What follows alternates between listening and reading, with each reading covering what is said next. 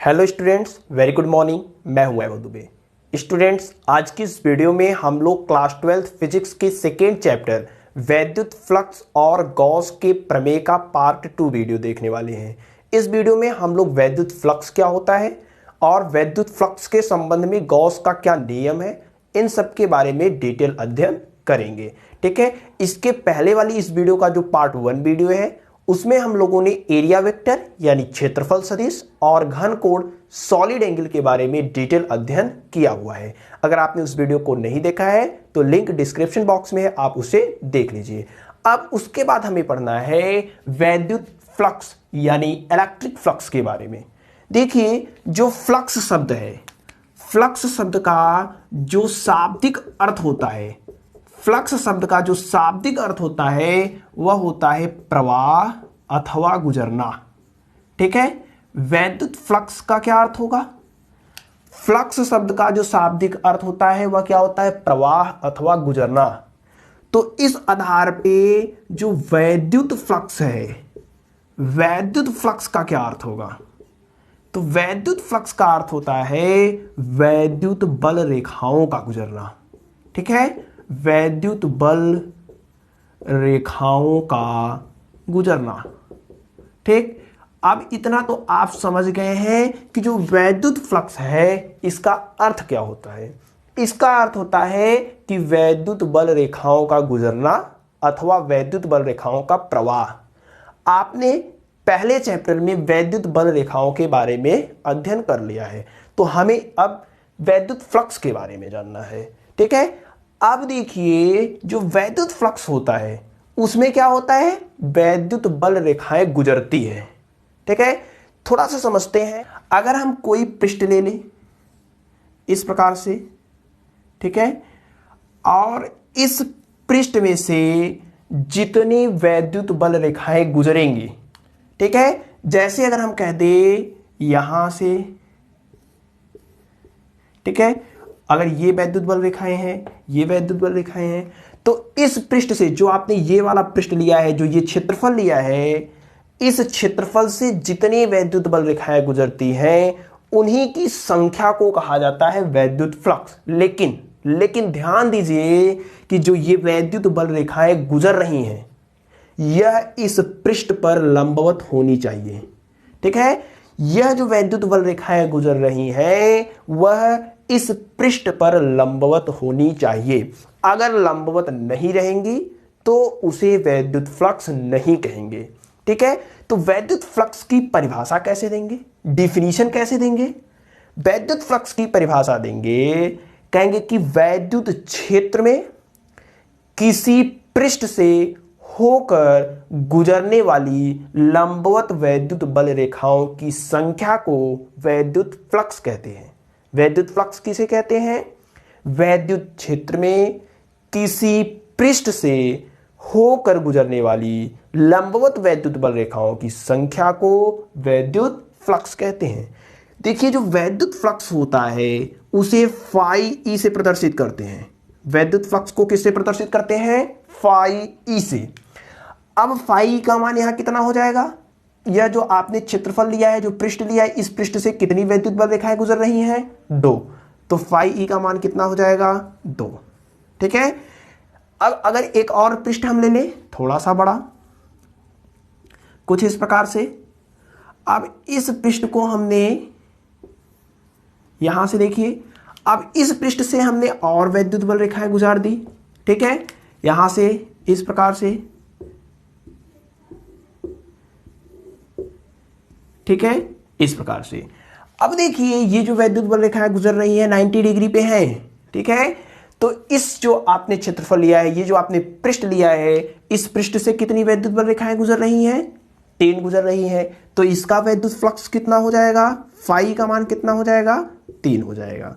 ठीक है, तो आप समझिए कि किसी पृष्ठ से लंबवत गुजरने वाली वैद्युत बल रेखाओं की संख्या को वैद्युत फ्लक्स कहते हैं। ठीक है, वैद्युत फ्लक्स मतलब किसी पृष्ठ से लंबवत कितनी वैद्युत बल रेखाएं गुजर रही हैं। अगर इस पृष्ठ में से, देखिए, इस पृष्ठ में से 2 वैद्युत बल रेखाएं गुजर रही हैं तो फाई का मान 2, इससे 3 गुजर रही हैं तो फाई का मान 3 होता है। ठीक है, अब चलिए थोड़ा सा हम इसके आगे और समझते हैं, वैद्युत फ्लक्स के बारे में एकदम डिटेल में हम लोग समझते हैं।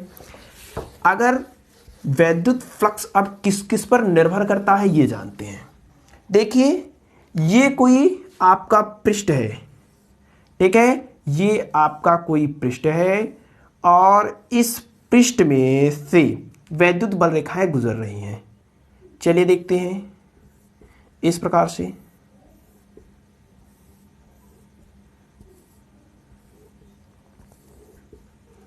ठीक है, इस प्रकार से वैद्युत बल रेखाएं गुजर रही हैं, 90 डिग्री पे है। ठीक है, अब देखिए, अगर अब इसका जो वैद्युत फ्लक्स होगा उसका मान बताइए कितना होगा। इसका वैद्युत फ्लक्स, तो इससे कितनी वैद्युत बल रेखाएं गुजर रही हैं, 1 2 3 और 4, तो इसके लिए फाई ई का मान कितना हो जाएगा, 4 हो जाएगा। ठीक है, अगर हम ई के मान को बढ़ा दें, यानी ये जो वैद्युत क्षेत्र की तीव्रता है, इस वैद्युत क्षेत्र की तीव्रता को बढ़ा दें।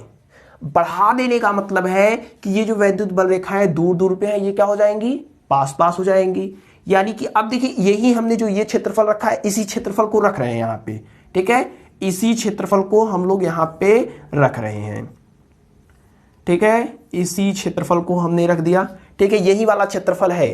अब हम क्या कर रहे हैं, जो वैद्युत क्षेत्र है, ई का मान है, उसको इंक्रीज कर रहे हैं, उसको मान को क्या कर रहे हैं, बढ़ा रहे हैं। मतलब ये जो ई दूर दूर था, अब ये क्या हो जाएगा, पास पास हो जाएगा। वैद्युत क्षेत्र की तीव्रता का मान बढ़ाने से मतलब क्या होता है, इस प्रकार से ये जो नजदीक नजदीक में हो जाएंगी, वैद्युत बल रेखाएं क्या होंगी, और नजदीक नजदीक हो जाएंगी। ठीक है, ठीक, ये देखिए, ये सब 90 डिग्री है आपका। ठीक है, अब देखिए, जब आपने वैद्युत क्षेत्र की तीव्रता को बढ़ा दिया, यानी ये जो ई का मान था वह क्या हो गया, पास पास हो गया। ये जो वैद्युत बल रेखाएं खींची गई, ये एकदम नजदीक नजदीक हो जाएंगी।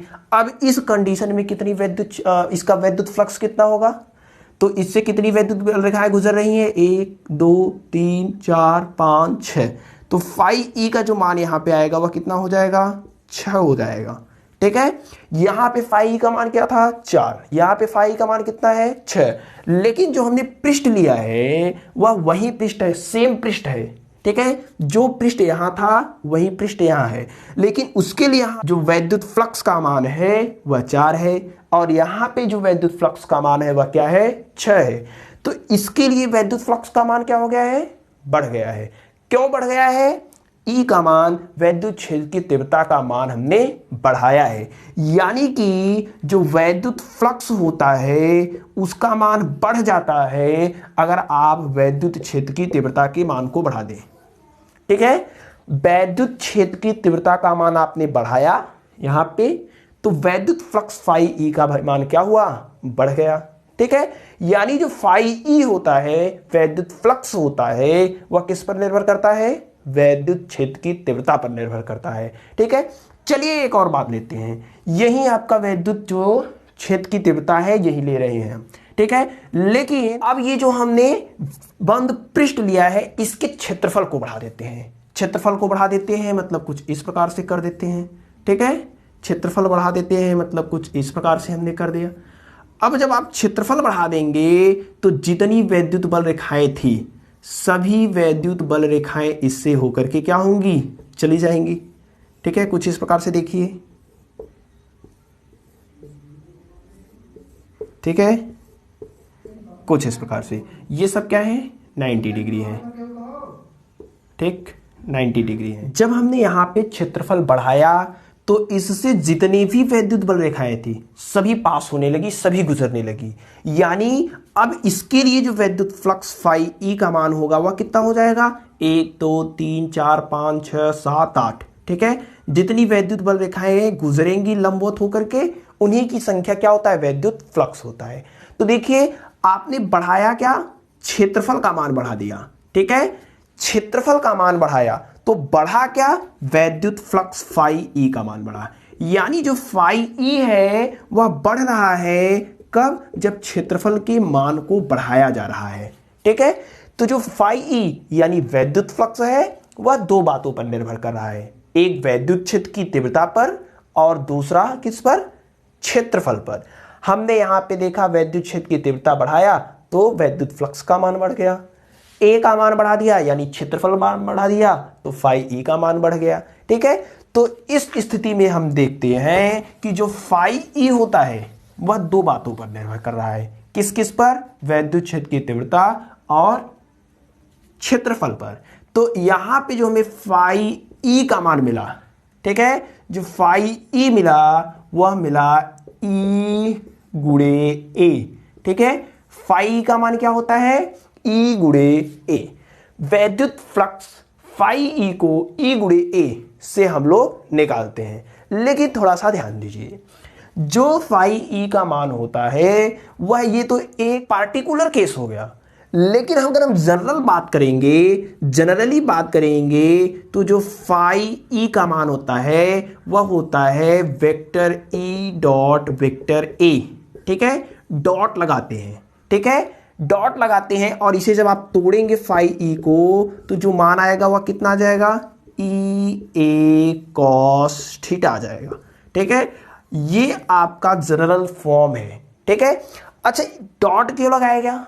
ठीक है, चलिए उसे समझते हैं कि डॉट लगाया क्यों गया है। ठीक है, अब हम लोग समझेंगे कि जो फाई ई का फार्मूला निकाला गया तो वहां पे ई डॉट ए क्यों लगाया गया, डॉट क्यों लगाया गया। चलिए ये देखिए, आपका कोई पृष्ठ है। ठीक है, ये आपका क्या है? कोई पृष्ठ है। अभी तक जो पृष्ठ था, अभी तक जो आपका वैद्युत क्षेत्र था वह इस दिशा में था, ऐसे था। अगर ये वैद्युत क्षेत्र इस दिशा में हो जाए, ठीक है, वैद्युत क्षेत्र कैसे हो जाए? कुछ इस दिशा में। ठीक है, ऐसे हो गया। वैद्युत क्षेत्र किस दिशा में हो गया? इस दिशा में हो गया। तो आप बताइए इसका वैद्युत फ्लक्स कितना होगा? आप जानते हैं कि वैद्युत फ्लक्स वही होता है जो इस पृष्ठ से होकर के गुजरे लेकिन इस पृष्ठ पर लंबवत हो। तो ये वैद्युत बल रेखाएं इस पृष्ठ पर लंबवत नहीं है। जब ये वैद्युत बल रेखाएं इस पृष्ठ पर लंबवत नहीं है तो हमें क्या करना पड़ेगा? जो इससे लंबवत होकर के गुजरेंगी, परपेंडिकुलर होकर के गुजरेंगी, उन्हीं की संख्या ली जाती है। तो ये जो ई है, इस ई को हम लोग क्या करेंगे? दो भागों में बांट देते हैं। जैसे यहां पे है तो इसके दो भागों में बांट देंगे। तो एक ये भाग अगर थीटा है, ठीक है, ये कोण एंगल कितना है? अगर थीटा है तो ये कितना हो जाएगा? E cos theta. और ये ऊपर वाला कितना हो जाएगा? ई साइन थीटा। ठीक है, अब देखिए जो ई था, वैद्युत क्षेत्र की तीव्रता थी, उसको हमने दो भागों में बांट दिया, एक ई कॉस थीटा, दूसरा ई साइन थीटा। अब जो वैद्युत फ्लक्स होगा वह किसके कारण होगा? वैद्युत फ्लक्स होगा वह इस वाले के कारण होगा कि नहीं होगा? यही वाला जो है, ये वाला आपका जो है, ये वाला इस पृष्ठ पर लंब है कि नहीं?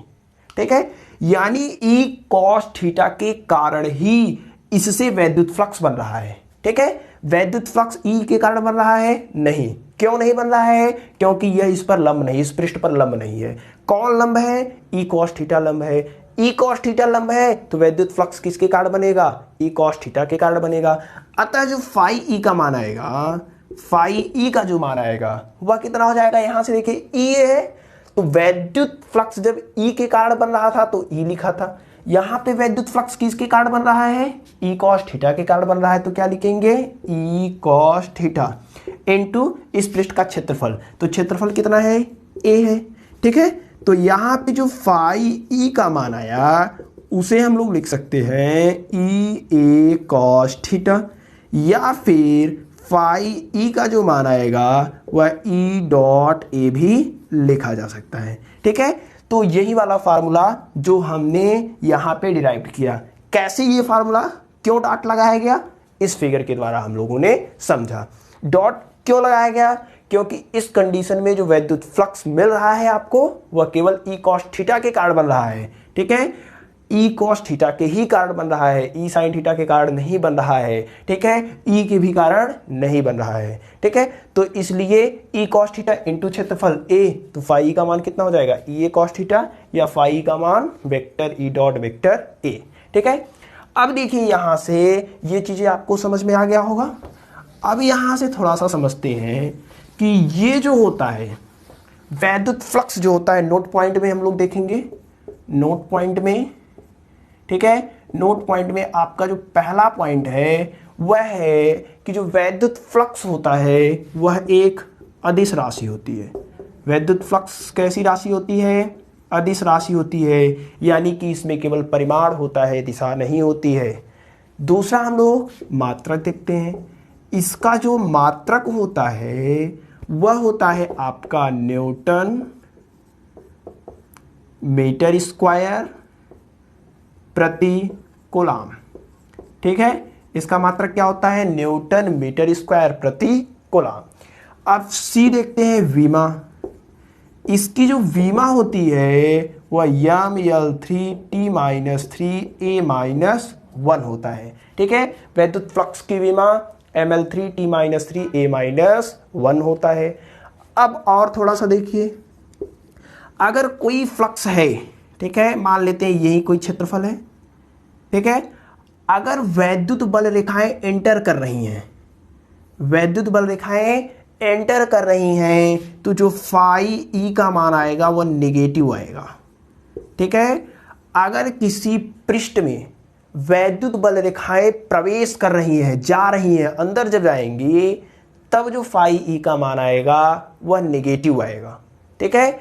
अगर कोई पृष्ठ है, उस पृष्ठ से वैद्युत बल रेखाएं बाहर निकल रही हैं, ठीक है, तब जो फाई ई का मान आएगा वह पॉजिटिव आएगा, ठीक है। तो इतना आप जानते रहिए कि अगर वैद्युत बल रेखाएं प्रवेश कर रही हैं तो वैद्युत फ्लक्स नेगेटिव ऋणात्मक आएगा।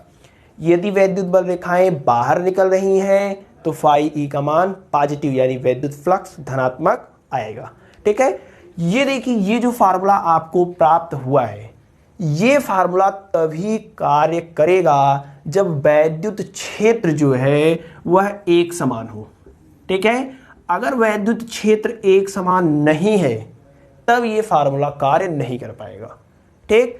चलिए अब हम देखते हैं कि अगर वैद्युत क्षेत्र समान नहीं है तब कैसे हम लोग निकालेंगे वैद्युत फ्लक्स का मान, ठीक है। सपोज कर लेते हैं कि कोई पृष्ठ है, ठीक है, ये आपका कोई पृष्ठ है और इस पृष्ठ का हमें वैद्युत फ्लक्स निकालना है। ये इसका एक छोटा सा क्षेत्रफल क्या है? dA है, ठीक है। और इसकी जो वैद्युत क्षेत्र की दिशा है वह ये E है, ठीक है। यहाँ पे और एक हमने छोटा सा क्षेत्रफल कट कर लिया dA, और इसकी जो दिशा है वह ये वाली है, ठीक है। यहाँ पे एक और हमने क्षेत्रफल ऐसे कट कर लिया dA, ये मान लेते हैं E1 है, ये आपका E2 है, और इसकी जो दिशा है वह E3 है, ठीक है। इसी प्रकार से ये क्षेत्रफल है, यहाँ पे dA है और इसकी जो दिशा है वह E4 है, ठीक है। अगर वैद्युत क्षेत्र की तीव्रता अलग अलग है, ठीक है, एक समान वैद्युत क्षेत्र नहीं है, असमान वैद्युत क्षेत्र है, तब वैद्युत फ्लक्स फाई ई का जो मान आता है वह हम लोग कैसे निकालेंगे? देखिए, EDA, ये जो क्षेत्रफल छोटे छोटे लिए हैं और इसका समाकलन करेंगे, ठीक है।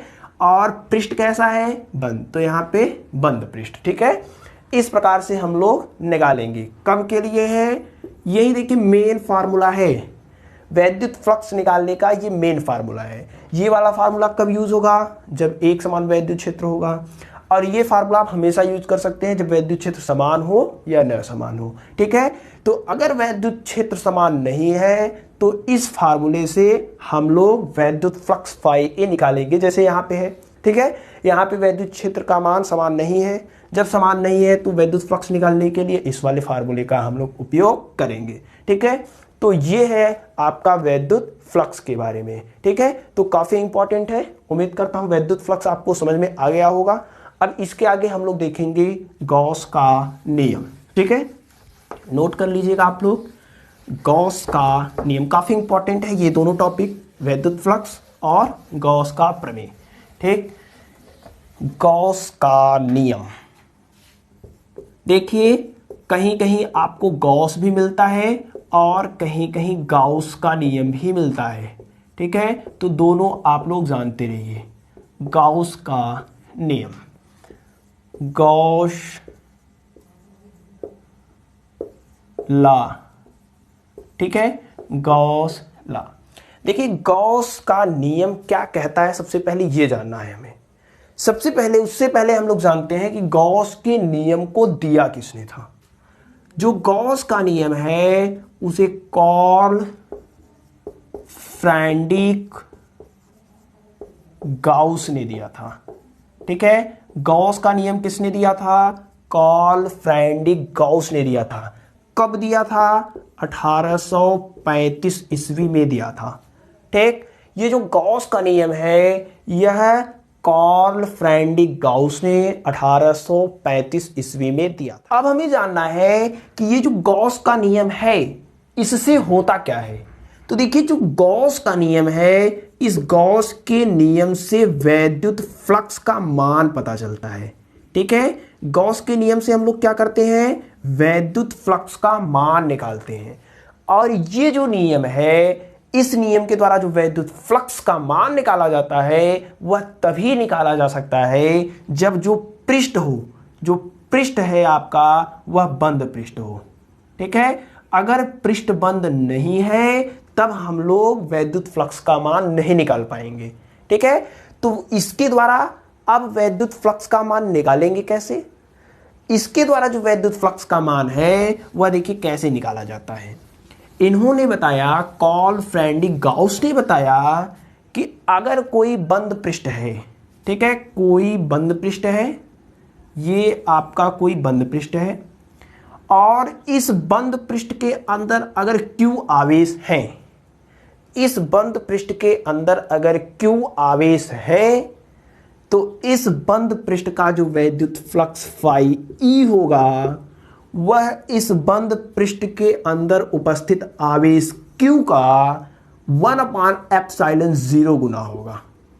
यही कहता है आपका गॉस का नियम, ठीक है। गॉस का नियम क्या कहता है? गॉस का नियम कह रहा है कि कोई बंद पृष्ठ है, इस बंद पृष्ठ के अंदर अगर Q आवेश है तो इससे होकर गुजरने वाले वैद्युत फ्लक्स का मान, इस पृष्ठ का जो वैद्युत फ्लक्स होगा उसका मान इस आवेश के 1/ε0 गुना के आवेश Q के 1/ε0 गुना के बराबर होता है, ठीक है। तो फाई E का मान कितना हो जाएगा? Q/ε0, ठीक है। एग्जाम में लिखेंगे कैसे वो थोड़ा सा समझ लेते हैं। एग्जाम में कैसे लिखेंगे? एग्जाम में हम लोग लिखेंगे कि कार्ल फ्रेडरिक गाउस ने सन 1835 ईस्वी में वैद्युत क्षेत्र में स्थित बंद पृष्ठ के वैद्युत फ्लक्स के संबंध में एक नियम दिया। इस नियम को गॉस का नियम कहते हैं। एक बार फिर से बोलते हैं। सन 1835 ईस्वी में कार्ल फ्रेडरिक गाउस ने वैद्युत क्षेत्र में स्थित बंद पृष्ठ के वैद्युत फ्लक्स के संबंध में एक नियम दिया जिसे गॉस का नियम कहते हैं। इस नियम के अनुसार, ये जो गॉस का नियम है, जो सबसे इंपॉर्टेंट पॉइंट है वही लिखेंगे अब। इस नियम के अनुसार किसी बंद पृष्ठ का वैद्युत फ्लक्स उस पृष्ठ के अंदर उपस्थित समस्त आवेश का 1/ε0 गुना होता है, ठीक है। तो 1/ε0 गुना होता है, यही है आपका गॉस का नियम, ठीक है। तो गॉस के नियम से हम लोग क्या निकालते हैं? वैद्युत फ्लक्स का नाम। अब देखिए एकदम इजी हो गया। इन्होंने जो बताया, इन्होंने कहा कि एक कोई बंद पृष्ठ है, ठीक है, ये मान लेते हैं आपका कोई बंद पृष्ठ है, ठीक। इसमें अगर Q आवेश है, इसमें आवेश कितने हैं? Q है, तो इसकी वैद्युत फ्लक्स कितना होगा? इसका वैद्युत फ्लक्स कितना होगा? तो आप डायरेक्ट कहेंगे फाई E का जो मान होगा वह Q/ε0 होगा, ठीक है। जैसे कोई स्फीयर है, गोला है, ये भी बंद पृष्ठ होता है, 3D शेप होता है।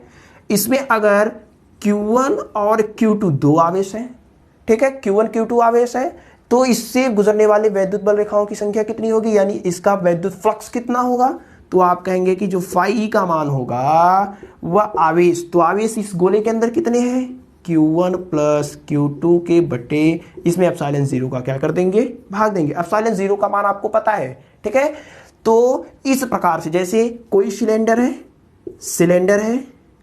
इस सिलेंडर में अंदर उपस्थित आवेश अगर Q है तो इससे वैद्युत फ्लक्स कितने पास होंगे, कहेंगे कि फाई ई का जो मान होगा वो कितना हो जाएगा, Q/ε0। कहां से, गॉस के नियम से। इसके पहले आपने जो वैद्युत फ्लक्स निकालने का फार्मूला पढ़ा था वो पढ़ा था EdA, ठीक है, या फिर इंटीग्रेशन E.dA पढ़ा था। तो इस फार्मूले से भी वैद्युत फ्लक्स निकाला जाता है, ये एकदम मैथमेटिकल फार्मूला, और इस वाले फार्मूले से भी हम लोग प्राप्त कर सकते हैं, ठीक है। तो गॉस का नियम क्या बताता है, किसी बंद पृष्ठ से वैद्युत फ्लक्स कितना होगा, किसी बंद पृष्ठ का वैद्युत फ्लक्स कितना होगा, वही हम लोग गॉस के नियम से निकालते हैं। चलिए इसका उपपत्ति देखते हैं हम लोग, यानी कि गॉस के नियम का प्रूफ देखते हैं। गॉस का नियम प्रूफ क्या है कि क्या सचमुच में इतना होता है। उपपत्ति देखिए, उपपत्ति प्रूफ, देखिए कोई बंद पृष्ठ हम यहां पे ले लेते हैं, ये कोई आपका बंद पृष्ठ है, ठीक है, बंद पृष्ठ रहना चाहिए, गॉस के नियम में बंद पृष्ठ रहना चाहिए, ठीक है। अब देखिए यहां पे इस बंद पृष्ठ का हमने एक छोटा सा क्षेत्रफल ले लिया है, ठीक है, एकदम छोटा सा क्षेत्रफल DA ले लिया है, ठीक है। यहां पे मान लेते हैं कोई बिंदु है और यहां पे +Q आवेश रखा हुआ है, ठीक है, यहां पे क्या है, +Q आवेश रखा हुआ है। अब देखिए इस बिंदु का मान लेते हैं P है, ठीक है, इस बिंदु को हम लोग क्या मान लेते हैं, P है। तो यहां से इस अति सूक्ष्म जो आपने क्षेत्रफल लिया है, इस अति सूक्ष्म क्षेत्रफल के द्वारा एक कोण बनेगा जिसे हम लोग कहते हैं घन कोण। अगर ये घन कोण क्या है, इसका मान अगर कितना हो जाए, d हो जाए, ठीक है। अब थोड़ा सा देखिए, अगर यहां पे कोई बिंदु अगर M है, ठीक है, और यहां पे देखिए अगर वैद्युत क्षेत्र की जो दिशा होगी, वैद्युत क्षेत्र की दिशा इस +Q आवेश के कारण इस बिंदु पर किधर होगी, तो +Q आवेश के कारण बाहर की ओर होती है, तो ये वाली दिशा होगी, ठीक है। इस बिंदु पर जो वैद्युत क्षेत्र की दिशा होगी वह यही होगी कि नहीं होगी, आप जानते हैं कि जो +Q आवेश के कारण वैद्युत क्षेत्र की दिशा होती है वह बाहर की ओर होती है। तो इस +Q आवेश के कारण बिंदु M पर जो वैद्युत क्षेत्र की दिशा होगी वह बाहर की ओर होगी। अगर हम मान लें कि ये जो आपका क्षेत्रफल है, इस क्षेत्रफल की जो दिशा है वह कुछ इस दिशा में है, आप जानते हैं कि जो क्षेत्रफल की दिशा होती है वह उस पृष्ठ पर लंबवत दिशा होती है, और अगर बंद आकृति है तो कौन सी दिशा लेते हैं, बाहर वाली दिशा लेते हैं। तो यहाँ पे जो हमने ले लिया, यह इस क्षेत्रफल की जो दिशा हमने ले लिया वह ये वाली ले लिया। अब मान लेते हैं कि इन दोनों के बीच जो कोण है वह थीटा है, इन दोनों के बीच का कोण कितना है, थीटा है। अब हमें निकालना है कि इससे कितना वैद्युत फ्लक्स हो करके गुजरेगा, ठीक है। ये जो आपका पृष्ठ है, इस पृष्ठ से कितनी वैद्युत फ्लक्स गुजरेंगी, यही मान निकालना है।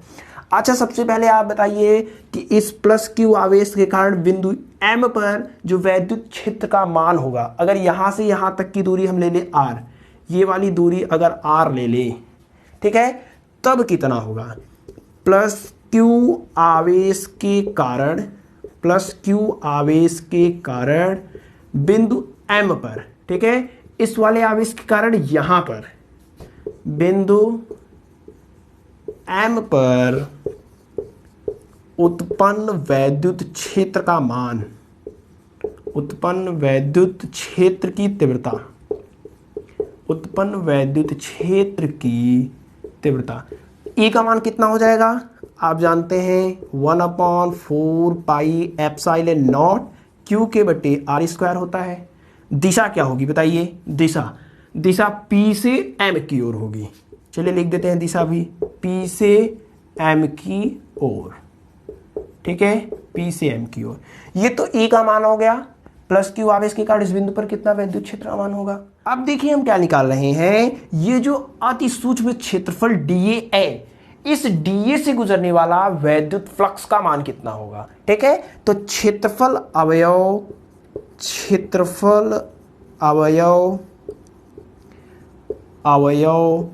DA से गुजरने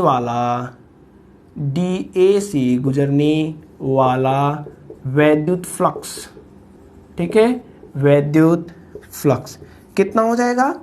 आप जानते हैं जो डी फाई ई का मान होता है वह होता है E D a cos theta होता है। यही होता है, आपने अभी भी वैद्युत फ्लक्स की परिभाषा में पढ़ा कि फाई ई बराबर कितना होता है, फाई बराबर आपका होता है ई ए कॉस थीटा। ठीक है, तो यहाँ पे अति सूक्ष्म क्षेत्रफल डी ए लिया है, तो यहाँ पे डी ए, तो फाई भी कितना हो जाएगा, डी फाई हो जाएगा। ठीक है, यहाँ से जो वैद्युत फ्लक्स, इस अति सूक्ष्म क्षेत्रफल डीए से गुजरने वाला वैद्युत फ्लक्स का मान आ गया, वो आ गया E D a cos theta. अब इस ई के स्थान पे यहाँ से मान रख देते हैं, ई के स्थान पे कितना रख देंगे, 1/4 पाई एप्सिलॉन 0 क्यू बटे आर स्क्वायर। ठीक है, तो डी फाई ई का जो मान आएगा वह कितना हो जाएगा, ई का मान रख देते हैं, ई का मान कितना है 1/4 पाई एप्सिलॉन 0 क्यू बटे r square into d a cos theta. ठीक है, डी ए कॉस थीटा। अब थोड़ा सा यहाँ पे देखिए, जो डी फाई ई का मान है उसको हम कैसे लिख रहे हैं, क्यू का गुणा 1 में अगर कर दें तो Q/4 पाई एप्सिलॉन 0 हो गया, क्यू का गुणा 1 में कर दिया Q/4 पाई एप्सिलॉन 0। अभी बचा क्या है, डी ए कॉस थीटा बटे आर स्क्वायर। ठीक है, तो डी ए कॉस थीटा बटे आर स्क्वायर। और ये जो डी ए कॉस थीटा बटे आर स्क्वायर है, ये क्या है, आपने घनकोण में पढ़ा होगा कि डी ए कॉस थीटा बटे आर स्क्वायर का मान कितना होता है, डी ओमेगा होता है। ठीक है, तो यहां से जो डी फाई ई का मान होगा वह क्यू के बटे 4 पाई एप्सिलॉन 0 इंटू डी ओमेगा हो जाए। ये पूरा घनकोण डी ओमेगा का मान है, ये जो घनकोण डी ओमेगा बन रहा है इसका मान डी ए कॉस थीटा बटे आर स्क्वायर होता है। तो इसके स्थान पर हमने क्या रख दिया, डी ओमेगा रख दिया, समीकरण नंबर 1 कर दिया। ठीक है, इतना आप लोग नोट करिए, पहले एकदम इजी है, थोड़ा सा समझते चलेंगे तभी इजीली हम लोग समझ पाएंगे। ठीक है, ये जो आपका डी फाई ई का मान आया है वह किसके लिए आया है, वह इस अति सूक्ष्म जो क्षेत्रफल अवयव है उससे गुजरने वाला वैद्युत फ्लक्स का मान है। हमें निकालना क्या है, हमें निकालना है कि यह जो पूरे पृष्ठ का क्षेत्रफल है, इस पूरे पृष्ठ के क्षेत्रफल से कितना वैद्युत फ्लक्स होकर के गुजरेगा। ठीक है, तो हम लोग जानते हैं कि पूरे पृष्ठ के क्षेत्रफल ए से, पूरे पृष्ठ के क्षेत्रफल ए से होकर गुजरने वाला वैद्युत फ्लक्स, होकर गुजरने वाला वैद्युत फ्लक्स, तो पूरा अब हमें वैद्युत फ्लक्स निकालना है। तो जो पूरा वैद्युत फ्लक्स होता है वह फाई ई का मान क्या होता है, हम लोग जानते हैं ई डी ए होता है। ठीक है, पूरे वैद्युत फ्लक्स का मान कितना होता है, फाई ई डी ए होता है। और आप ये भी जानते हैं कि जो phi e dot d a का मान कितना होता है, ई डॉट डी ए का मान होता है डी फाई। ठीक है, तो यहां से ये किसके बराबर हो जाएगा, डी फाई। देखिए वैद्युत फ्लक्स की परिभाषा से ई डी ए का स्थान पे क्या लिख दिए, डी फाई लिख दिए। अब यहां से देखिए जो फाई ई वह होल इंटीग्रेशन, ये जो बीच में ऐसे बना, इसका मतलब समझ रहे हैं, जो पृष्ठ है वह कैसा है, बंद पृष्ठ है। ठीक है, ये बीच में जो बंद डिब्बे गोले के आकार का बना, इसका मतलब होता है कि जो पृष्ठ है वह पृष्ठ कैसा है, बंद पृष्ठ है। ठीक है, अब यहां से डी फाई का मान समीकरण नंबर 1 से उठा करके रखेंगे। डी फाई का मान कितना है, Q/4 pi epsilon not, Q/4 pi epsilon not into D omega. ठीक है, ये आपका डी फाई का मान समीकरण नंबर 1 से उठा करके हमने रख दिया। अब देखिए आपने नोट कर लिया होगा, इसको वीडियो को पॉज करके नोट कर लीजिएगा आप लोग। ठीक है, अब इसके आगे हम लोग देखते हैं। अब देखिए यहां से हमें क्या करना है, इंटीग्रेशन करना है। इंटीग्रेशन करेंगे तो जो फाई ई का मान आएगा, देखिए डी किसके साथ लगा है, ओमेगा के साथ लगा है, बाकी सब क्या हो जाएंगे, कांस्टेंट हो जाएंगे। तो Q/4 पाई एप्सिलॉन नॉट क्या होगा, कांस्टेंट। जब कांस्टेंट होगा तो ये क्या होगा, बाहर हो जाएगा। ठीक है, तो Q/4 पाई एप्सिलॉन नॉट बाहर हो जाएगा, अंदर क्या बचा है, डी ओमेगा। आप लोग जानते हैं कि किसी भी पृष्ठ के द्वारा अपने अंदर किसी भी बिंदु पर, ठीक है, किसी क्षेत्रफल के द्वारा, किसी पृष्ठ के द्वारा अपने अंदर किसी भी बिंदु पर बनाए गए कोण का जो मान होता है वह 4 पाई होता है। ठीक है, तो इस पृष्ठ के द्वारा अपने अंदर किसी भी बिंदु पर बनाए गए कोण का जो मान होगा वह कितना होगा 4 पाई होगा, यानी इसका जो मान होगा वह कितना होगा 4 पाई होगा। तो यहां से जो फाई ई का मान आएगा वह कितना हो जाएगा Q/4 पाई एप्सिलॉन 0 इंटू इसका मान कितना 4 पाई। तो 4 पाई से कैंसिल हो जाएगा, यहां से जो फाई ई का मान आएगा वह कितना आएगा Q के बटे एप्सिलॉन नॉट। ठीक है, तो हमें यही प्रूफ करना था कि जो फाई ई का मान आएगा वह Q/एप्सिलॉन नॉट आएगा। और गॉस ने भी यही बताया था, गॉस ने भी क्या था यही बताया था कि किसी भी बंद पृष्ठ से होकर गुजरने वाला वैद्युत फ्लक्स का जो मान होता है उस पृष्ठ के अंदर उपस्थित आवेश का 1/एप्सिलॉन 0 गुना होता है। तो फाई का मान कितना आ गया Q/एप्सिलॉन नॉट आ गया। ठीक है, तो इस गॉस के नियम को हम लोग इस प्रकार से प्रूफ करेंगे। आप लोग वीडियो को पॉज करके इसे नोट कर लीजिए। ठीक है, अब हम लोग इसके कुछ इंपॉर्टेंट नोट्स पॉइंट को देखते हैं। ठीक है, काफी इंपॉर्टेंट नोट्स पॉइंट है, उसको हम लोग देखेंगे। नोट पॉइंट 1 देखते हैं। नोट पॉइंट 1, ठीक है, अगर देखिए कोई बंद पृष्ठ है, ये कोई बंद पृष्ठ है। ठीक है, इस बंद पृष्ठ के बाहर कोई आवेश क्यू रखा हो अगर, ठीक है, अभी तक हमने जो पढ़ा वह बंद पृष्ठ के अंदर उपस्थित आवेश क्यू था, तब जो वैद्युत फ्लक्स फाई का मान आ रहा था वह Q/एप्सिलॉन नॉट आ रहा था। अगर आवेश उस बंद पृष्ठ के बाहर रखा हो तब वैद्युत फ्लक्स फाई ई का मान कितना होगा हमें निकालना है। वैद्युत फ्लक्स फाई ई का मान कितना होगा हमें निकालना है। चलिए देखते हैं, अगर इससे वैद्युत फ्लक्स कुछ इस प्रकार से निकले, ठीक है, कुछ इस प्रकार से निकले। देखिए यहां से जो वैद्युत फ्लक्स निकलेगा इस प्रकार से एंटर करेगा। अब जो फाई ई का मान है हमें निकालना है। ध्यान से देखिए, यहां से जो वैद्युत फ्लक्स एंटर कर रहा है उतनी ही मात्रा में इधर से वैद्युत फ्लक्स बाहर निकल रहा है। ठीक है, देखिए जितना वैद्युत फ्लक्स यहां से एंटर कर रहा है, प्रवेश कर रहा है, उतना ही इधर से क्या हो रहा है, निकल रहा है। जैसे यहां देख लीजिए, यहां एंटर करा तो उतना ही इतना बाहर निकल रहा है, यहां प्रवेश किया तो उतनी ही मात्रा में यहां पे बाहर निकल रहा है। आप जानते हैं कि जब एंटर करता है वैद्युत बल रेखाएं, ठीक है, जब प्रवेश करता है तब जो फाई ई का मान होता है वह निगेटिव आता है। फाई का मान कितना आता है, निगेटिव। यहां पे जो फाई का मान आएगा वह क्या आएगा, निगेटिव आएगा। यहां पे जो फाई ई का मान आएगा, वैद्युत फ्लक्स का मान आएगा वह पॉजिटिव आएगा। जितना जा रहा है उतना ही बाहर निकल रहा है, यानी कि परिमाण में दोनों क्या है, बराबर है। ठीक है, अब देखिए एक प्लस है, यहां वाला क्या होगा माइनस, यहां वाला क्या होगा प्लस, तो इससे ये वाला क्या होगा, कैंसल हो जाएगा, यानी इसके कारण कोई वैद्युत फ्लक्स नहीं बनेगा। उसी प्रकार से यहां वाला माइनस यहां वाला प्लस दोनों आपस में कैंसल, कोई वैद्युत फ्लक्स नहीं बनेगा। तो सब एक दूसरे से आपस में क्या हो जाएंगे, कैंसल हो जाएंगे। ठीक है, यानी जो वैद्युत फ्लक्स आएगा वह 0 आएगा। वैद्युत फ्लक्स जो आएगा वह कितना आएगा, 0 आएगा। कैसे 0 आएगा, अगर कोई आवेश क्यू बाहर रखा हुआ है तो उससे कोई भी वैद्युत फ्लक्स नहीं बनता है। ठीक है, किसी बंद पृष्ठ के अगर बाहर कोई आवेश रखा है तो उससे कोई भी वैद्युत फ्लक्स नहीं निकलता है।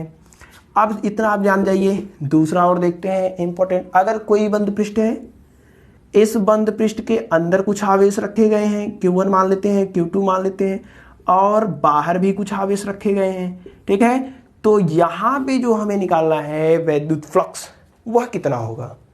अगर अंदर भी आवेश है बाहर भी आवेश है तो इन सब आवेशों के कारण वैद्युत फ्लक्स कितना बनेगा हमें निकालना है। तो जो फाई ई का मान होगा, अभी आपने पढ़ा कि अगर बाहर रखा है आवेश तो कोई वैद्युत फ्लक्स नहीं। ये जो Q1 Q2 आवेश बाहर रखे गए हैं इनके कारण कोई भी वैद्युत फ्लक्स नहीं बनेगा। वैद्युत फ्लक्स बनेगा किसके कारण, अंदर वाले के कारण बनेगा। तो अंदर कुल कितने आवेश हैं उनको जोड़ देते हैं। तो अंदर कुल कितने आवेश हैं, Q1 प्लस Q2। ठीक है, Q1 प्लस Q2 बटे एप्सिलॉन, तो यहां पे एप्सिलॉन नॉट हो जाएगा। ठीक है, तो अगर अंदर बाहर आवेश रखे हैं तो जो वैद्युत फ्लक्स का मान होता है वह कुछ इस प्रकार से निकाला जाएगा। ठीक है, तो ये है आपका इंपॉर्टेंट समझने के लिए, ठीक है, कंपटीशन एग्जाम के लिए, और ये है आपका बोर्ड एग्जाम के लिए। ठीक है, तो काफी इंपॉर्टेंट है ये वैद्युत फ्लक्स फाई ई का मान निकालना। गॉस का नियम हमें क्या बताता है? गॉस के नियम की मदद से हम किसी बंद पृष्ठ के वैद्युत फ्लक्स का मान प्राप्त करते हैं, और यह जो मान होता है उस पृष्ठ के अंदर उपस्थित आवेश का 1/ε0 गुना होता है। ठीक है, तो इस प्रकार से हम लोग गॉस के नियम को पढ़ेंगे। ठीक है, तो आज की इस वीडियो में बस इतना ही। हम लोग मिलते हैं नेक्स्ट वीडियो में, तब तक बेस्ट ऑफ।